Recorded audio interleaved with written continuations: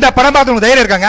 இந்த படம் ஒத்தையா தனியா பாப்பீங்களா? என்னடா இப்படி ஒரு பில்டப் கொடுக்கல பாக்குறீங்களா? அதை பாருங்க. இந்த படம் யூடியூப்ல இருக்குங்க. ஏன்னா யூடியூப்ல இந்த படம் 10 நாள்ல போட்டு 5 மில்லியன் பேர் பாத்துருக்காங்க. அதே மாதிரி நெட்ஃபிளிக்ஸ்ல வந்து அவ்வளவு பேர் வந்து இந்த படத்தை வியூ பண்ணிருக்காங்க. சோ பாத்துக்கோங்க, எந்த மாதிரி ஒரு பேய் படம் பாத்துக்கோங்க. எல்லாருக்கும் வணக்கம். சுமலா இந்த படத்தோட மெயின் கதை என்னன்னா, ஒரு கப்பல்ஸுங்க. அது ஸ்டோரி வந்து 1970s ஆரம்பிச்சிருப்பாங்க.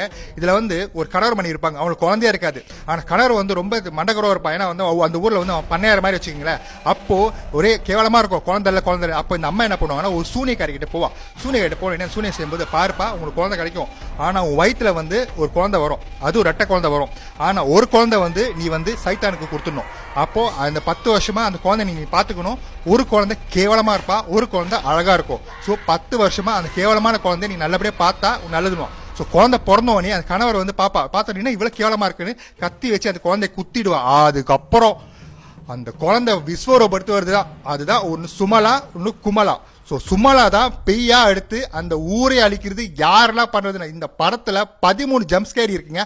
சின்ன குழந்தைங்களை ஒரு பந்து வச்சு விளையாடுற சீனும், அதே மாதிரி காட்டுக்குள்ள போகும்போது அந்த பால் எடுக்கிற சீனும், ஒரு பையனை கொள்ற சீனும், இந்த மாதிரி எக்கச்சக்க சீன் இருக்குங்க. பாத்துக்கோங்க, யூடியூப்ல இருக்கு, இப்ப பாத்துக்கோங்க. இல்லைன்னா நல்ல பிரிண்ட் பாக்குறேன்னா நெட்ஃபிளிக்ஸ்ல பாத்துக்கோங்க. நன்றி, வணக்கம், தேங்க்யூ. பார்த்துட்டு சொல்லுங்க, தனியா பாருங்க, தில்லா பாருங்க. Bye bye.